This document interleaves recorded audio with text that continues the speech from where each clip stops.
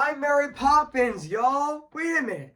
I don't actually have an umbrella with me. I don't actually have an umbrella with me right now, actually. Which I honestly don't need it, actually. So yeah, which I know today is the D23 Expo today. So yeah, and I am gonna sing right now, or possibly. So yeah. It's supercalifragilisticexpialidocious, even though the sound of it is something quite atrocious. If you say it loud enough, you always sound precocious. Supercalifragilisticexpialidocious. And maybe another Mary Poppins song with Let's go fly a kite up to the highest height. Let's go fly a kite and send it soaring up to the atmosphere, up where the air is clear. Let's go fly a kite. And maybe another song. Step in time and then into step in time. Never need and never need a rhyme and then into step in time. And maybe another song. Chim chimney, chim chimney, chim chim jaroo. The way of your life is so free. But yeah. So today, guys, I am going to be doing my second re-review on Mary Poppins. So yeah, guys. So before I go, right over here, I am going to say this. Cue the intro.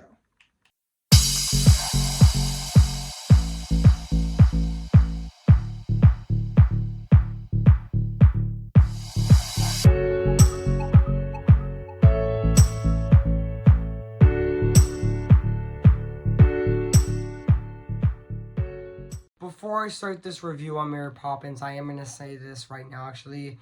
Yeah, rest in peace to Richard Sherman, who died died in May of 2024, which honestly was really sad, actually. Which yeah, that was really sad that Richard Sherman did die this year, actually. Which honestly he made a lot of amazing songs for Disney, including the songs in Mary Poppins, and especially the Jungle Book as well, and even one of the Disney theme park Disney theme park rides, especially It's a Small World and A Good Beautiful Day. Uh, and A Good Beautiful Tomorrow, actually, which he also composed that. Which honestly, yeah, that was really sad that he died this year. So yeah, I mean, yeah, rest in peace to him. I mean, he will not be forgotten. I mean, yeah. I mean, rest in peace to him, actually. Which honestly, yeah, that was really sad that he died this year, actually. So yeah, guys. So yeah, guys. So I mean, let his leg. I mean, he is now reunited with his brother in heaven, actually.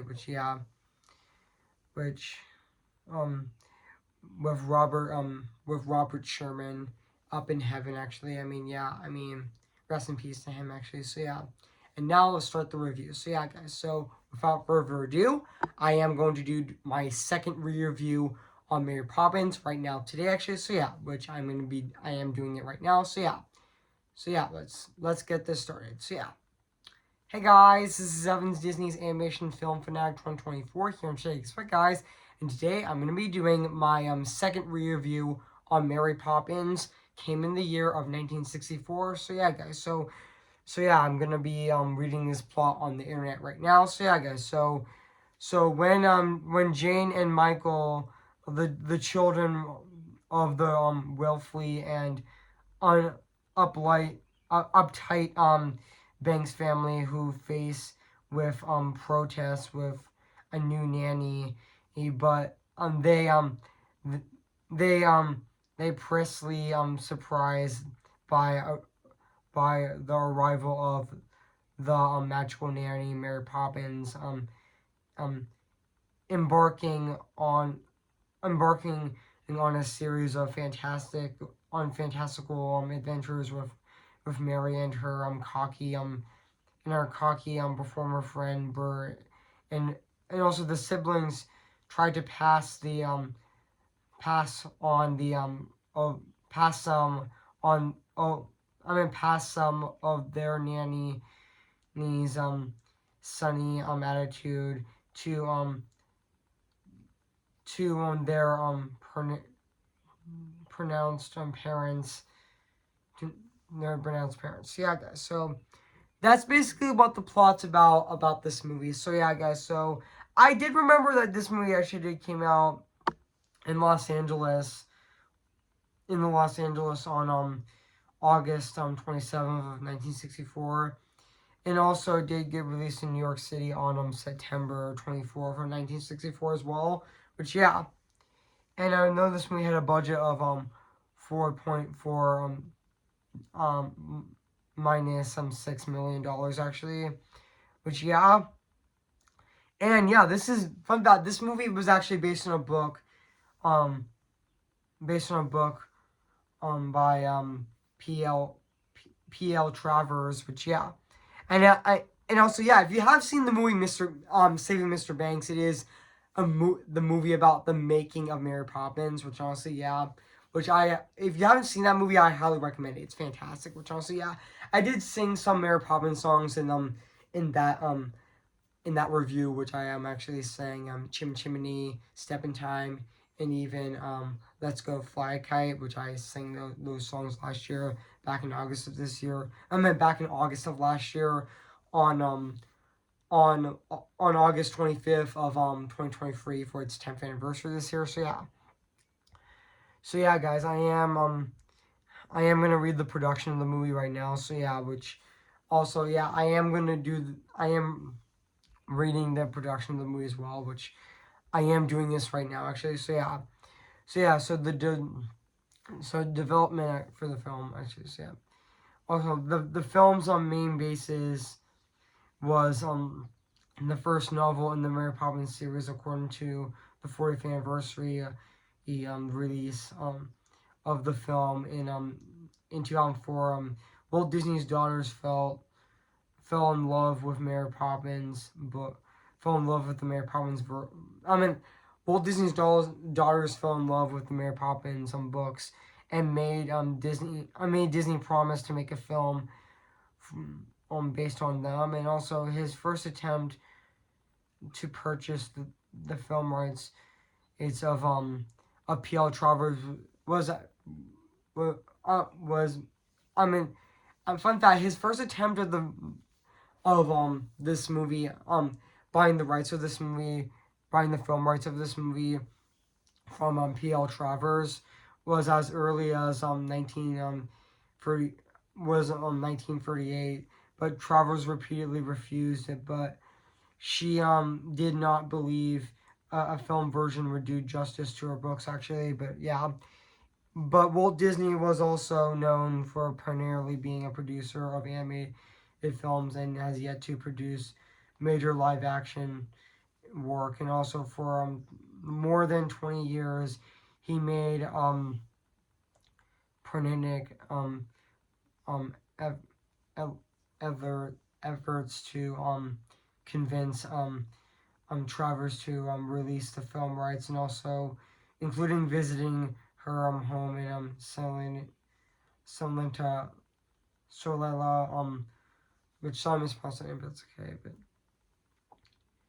London, he finally acceded in 1961, even though Travers the demanded and obtained script approval rights. And also the Sherman Brothers also composed the score, and also were involved in the movie's development, and also struggling.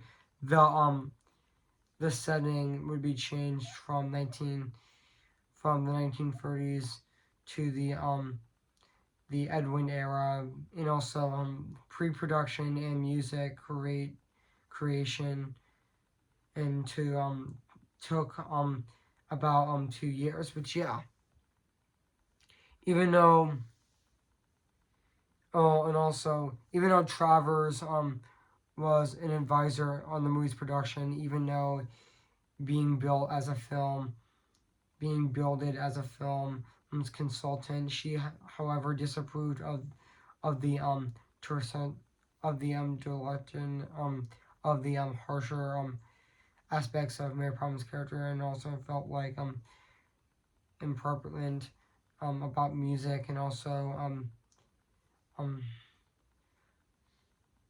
and also hated using the animation so much that she ruled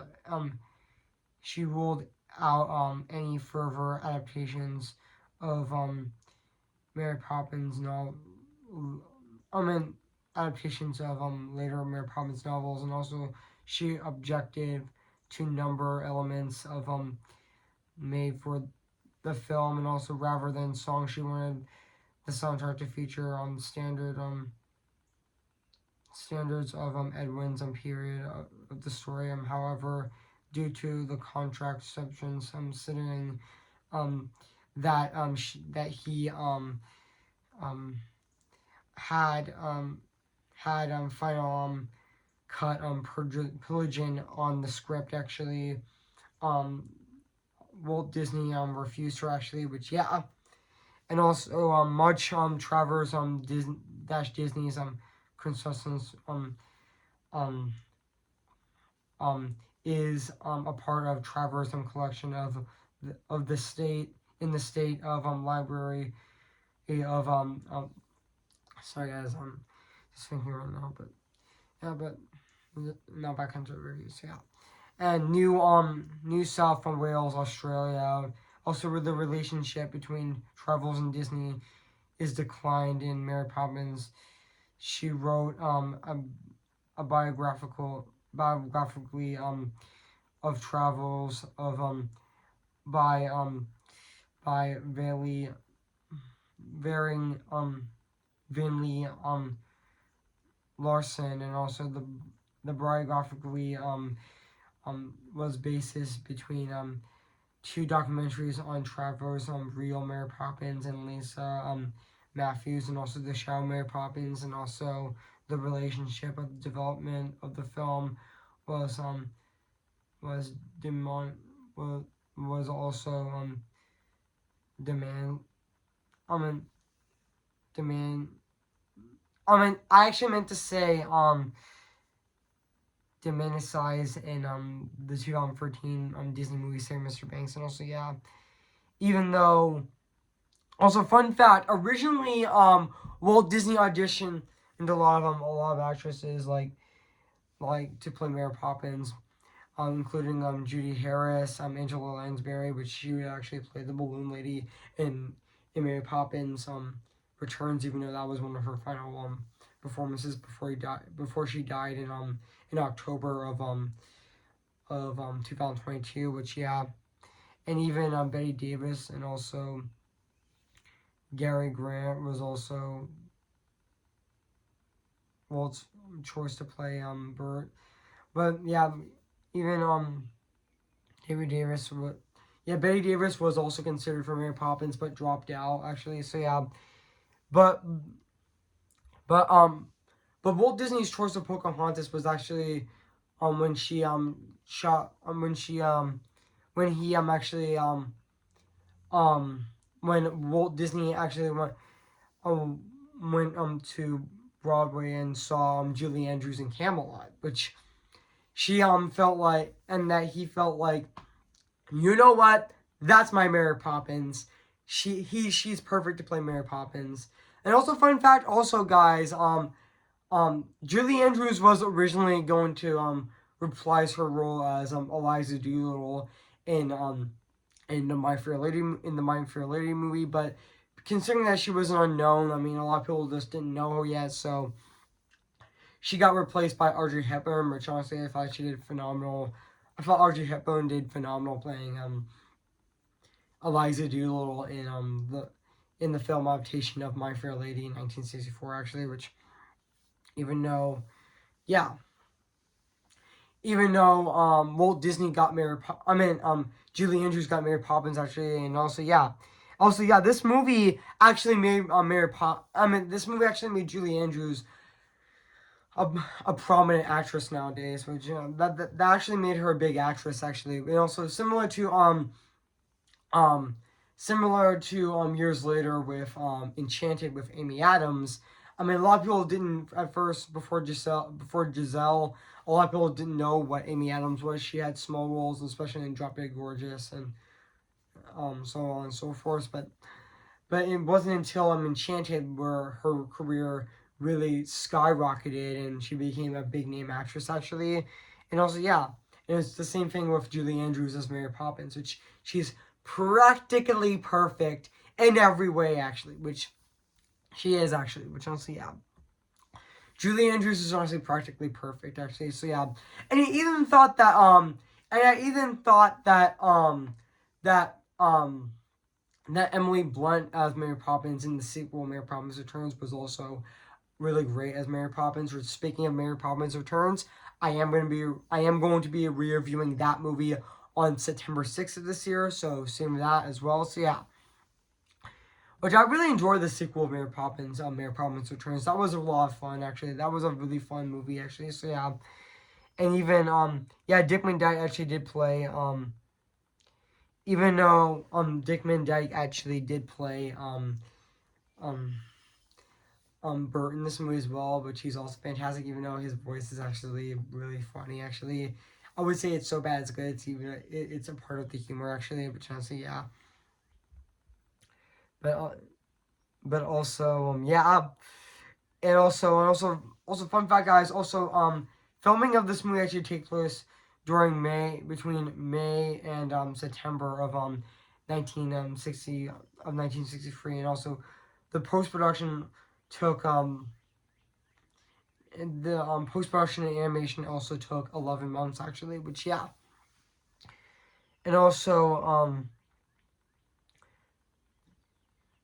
excuse me guys, I just burped actually, so excuse me guys, and now back onto the review. So guys, so even though fun fact, Travers wasn't actually invited to the premiere. He was actually managed to option one Disney executives to invite her over actually. Even though when fun fact also guys when Peter Travers when PL Travers actually saw the movie, she was actually disappointed that Disney ignored her demands and she demanded all the animation and songs be cut, and Walt Disney is like, Travers, that ship is sailed. But even though she had a grudge against the feature afterwards, but years later she admitted the movie was actually pretty good actually, which honestly she did thought the movie was actually pretty good, but and so guys, so like yeah. So guys, so what do I think of this movie? I have to say, this movie is practically perfect in every way, actually, just like what Mary Poppins says. Which honestly, this is definitely a classic movie. I mean, this is definitely a classic Disney movie. I mean, Mary Poppins is definitely a classic Disney movie. I mean, I'm reviewing this movie on the same day as the D23 Expo, on the first day of the D23 Expo. So which honestly, which this is, and also this is actually also the and also this is I'm actually reviewing this movie also for its I'm also reviewing Mary Poppins for its 60th anniversary this year, which honestly so happy 60th anniversary to Mary Poppins actually, which honestly and yes, I did review Mary Poppins the first time in June of 2018, and also the second time on April 30th of 19 I meant to say the second time I reviewed this movie, I should say the first re-review on this movie was on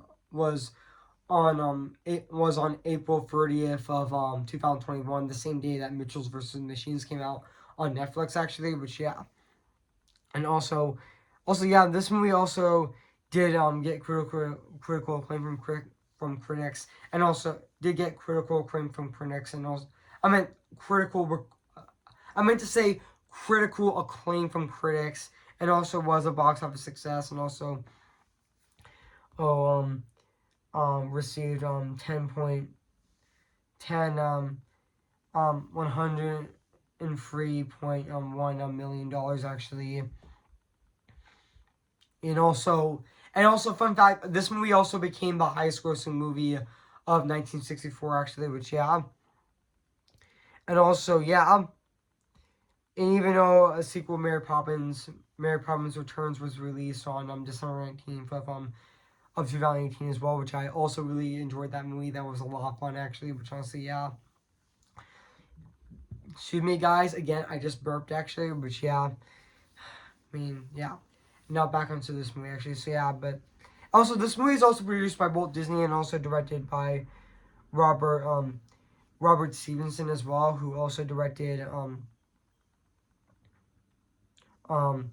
The Love Bug, who also directed other films afterwards like The Love Bug and also Herbie's Rides Again and also Bedknobs and Broomsticks, which honestly which I am planning on reviewing Bedknobs and Broom which I am planning on reviewing Bedknobs and Broomsticks probably for its 55th anniversary in 19 probably for its 55th anniversary in which sorry guys I'm thinking right now probably for its 55th anniversary in 2026, which I am going to be reviewing that movie in 2026 in sometime in 2026, so soon that actually. So yeah, which I thought his directing of this movie is definitely fantastic actually. So yeah, and also not to mention the cast of this movie as well. Like Julie Andrews is actually practically perfect as Mary Poppins. Like she's fantastic, and she had a really, and also yeah, this was actually the movie that kicked off her career. And even though she was also in even though Julie Andrews a year later would also play um, even though Julie Andrews would also play um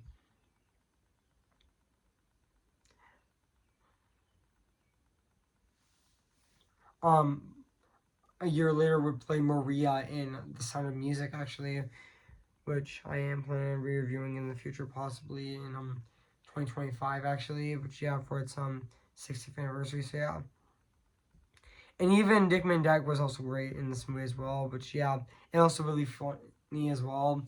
He had a really funny cocky voice as well, and even the rest of the actors of this movie were definitely fantastic as well. Which honestly, yeah, even the actress who played George Banks and Winifred Banks was fantastic, like as well. And even um Karen Dunn says Jane Banks was also fantastic as well. And even Harbin Badley as Ellen was also fantastic, and also Renner Shaw was also great as Mrs. Burrell, which yeah, and even yeah, even the rest of the cast of this. And I forgot to mention Ed Wynn also played Uncle Uncle Arbor, which who is the same actor who actually played the Mad Hatter in Alice in Wonderland, which he's also fantastic in the movie as well. Which also yeah, and even I forgot to mention David Thompson as Michael Banks was also fantastic in the movie as well. And even I forgot to mention Kristen Karen Dunst and Matthew Garber as Jane and Jane and Michael Banks were also fantastic in the movie as well. They were really great kid actors in this movie as well. And also yeah. And now let's talk about the music and the score of this movie, which is actually composed by both Richard Sherman and Robert Sherman, which is the Sherman Brothers actually. Which honestly, yeah, and also the songs of this movie as well, which forgot to mention the songs. Which honestly, their songs, the Sherman Brothers did fantastic composing the songs of this movie as well. Which yeah, like songs like A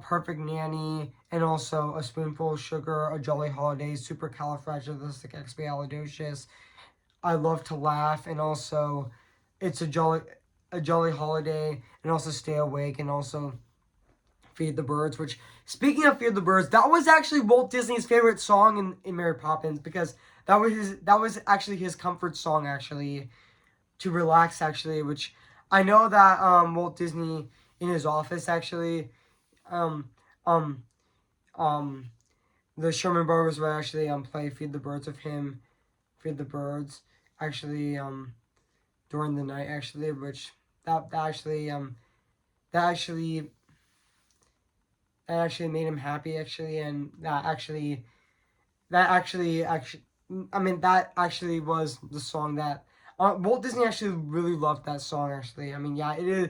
I mean yeah that song Feed the Birds was actually um was a really heartwarming song actually, and also that song was also very emotional as well, which yeah, which it was actually, which yeah, and also songs like, and even Chim Chimney, and also Step in Time, and Let's Go Fly a Kite, and Man Has Dreams were definitely fantastic songs in this movie as well.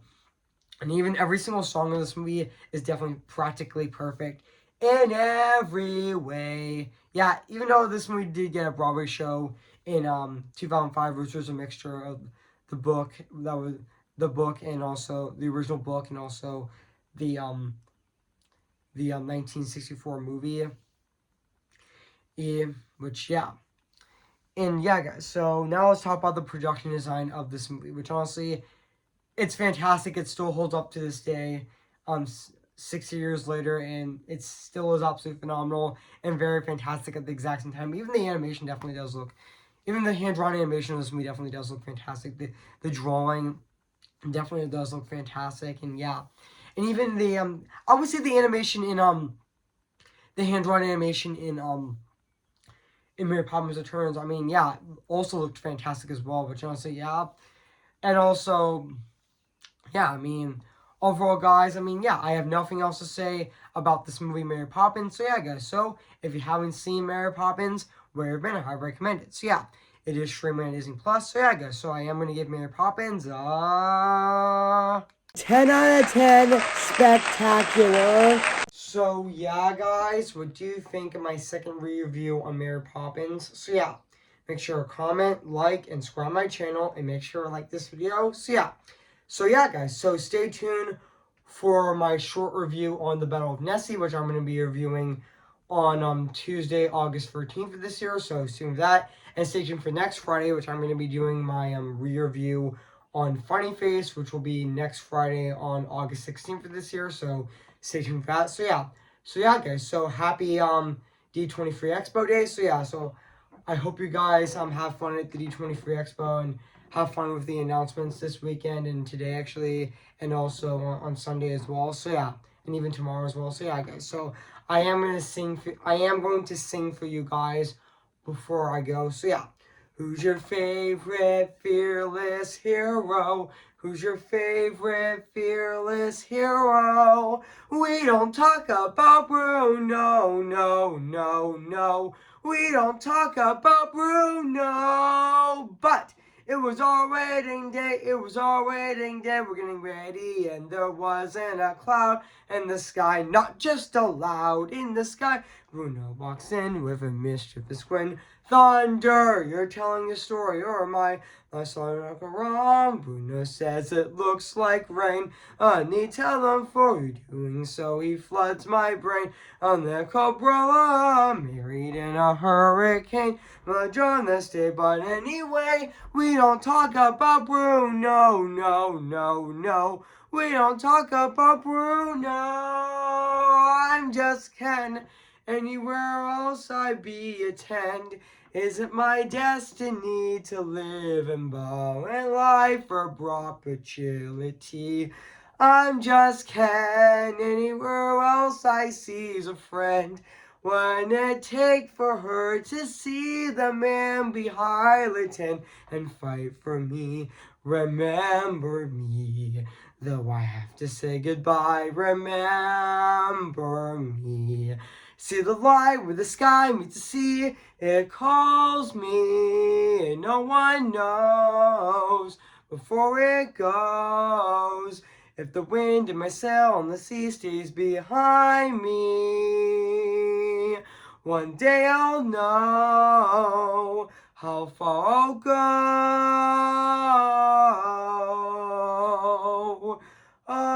Oh, okay, guys. I'll see you guys in my next review. So yeah, guys. So So yeah, guys. So have fun at the D23 Expo this year. So yeah, and have fun with the announcements and the fun stuff there. So yeah, guys. So I'll see you guys later, and bye.